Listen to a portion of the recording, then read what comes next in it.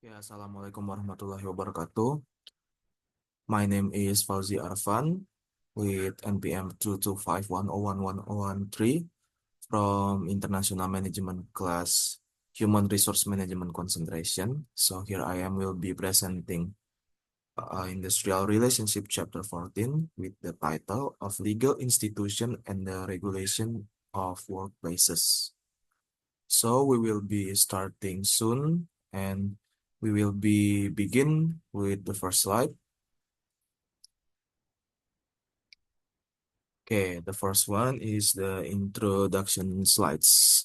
So hello everyone, today we'll be discussing this chapter 14 and we will start by recognizing a significant shift over recent decades.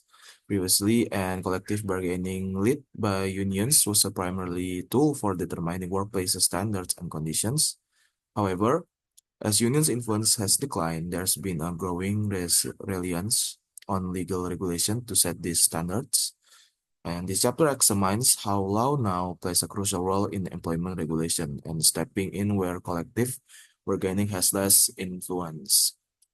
Also, this chapter 14 begins by outlining the rising influence of legal institutions in regulating employment relations. And unlike past decades when collective bargaining primarily set workplace standards, that statutory regulation now plays much larger role due to the decline in union coverages and changes driven by European policies. And this shift towards a legal mechanism in employment regulation aims to establish and enforce standards across workplaces but encounters significant challenges related to enforcement and clarity. So next slide. The growth and impact of legal regulation. So this section discusses the rapid expansion of statutory employment laws in Britain from 1997 to 2007, a period marked by over 400 acts and 32,000 statutory instruments. And despite these extensive regulations, many legal measures fail to ensure compliance in workplaces, and research highlights a gap between legislative intention and actual workplaces practices, suggesting that dense legislation does not directly translate into fair treatment for workers. So there are few main points that I've been making for these slides. The first one is expansion of law reached over 400 new acts between 1997 to 2007 that impacting workplaces standards and trends in liberal markets, example like UK and USA, decline in collective bargaining, rise in individual legal rights, and there are effectiveness that are shown on the screen. It is mixed views on achieving workplaces fairness and legal rights improve job conditions, but impact on workplaces culture is debated. Next slide. Varieties of legal institutions. Okay, in this slide, we will be diving into different types of legal systems use worldwide and their implication for workplaces. Workplaces that regulation, then broadly there are two primary types.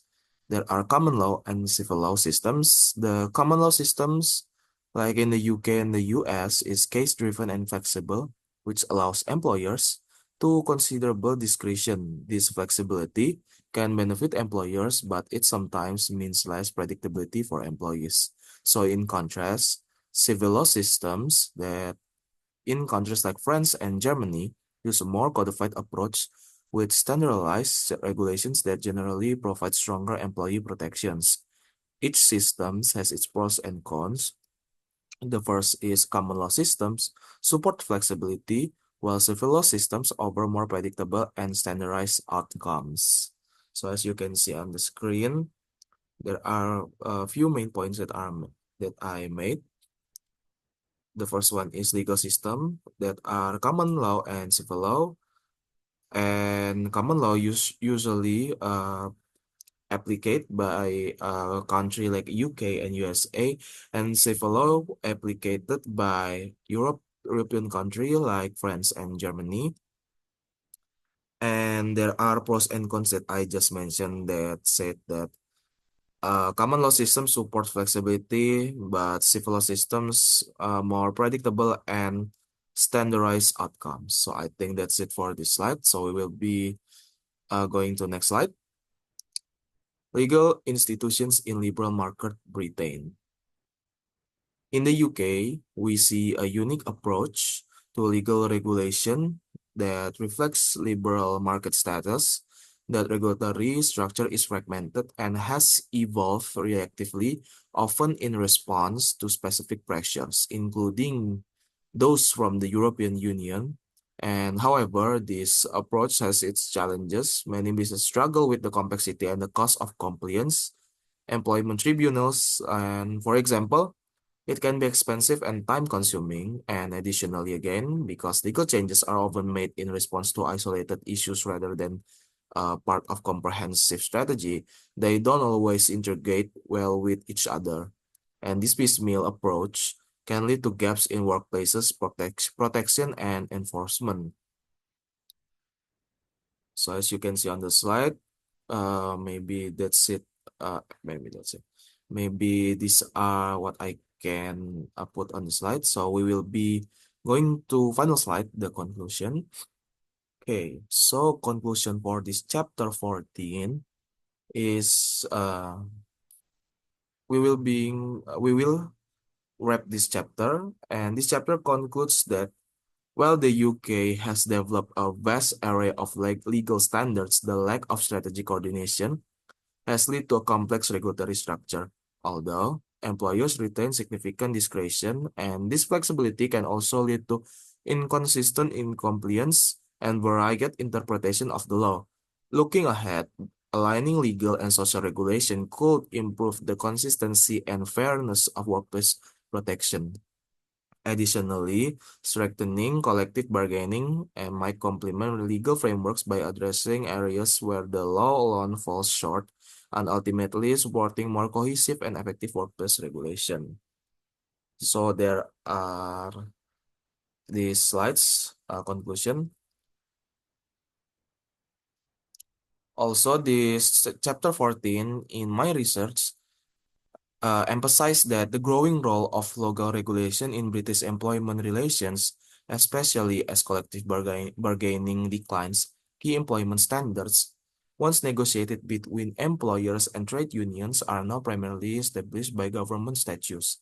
However, despite an increase in statutory employment laws, the chapter notes that workplace justice remains elusive for many employees. Legal compliance is hindered by segmented laws, inconsistent enforcement, and weak support for collective bargaining, leaving a significant gap between legislative intention and workplace realities. The chapter suggests that while statutory frameworks are expanding, they alone are insufficient to ensure fair treatment in workplaces.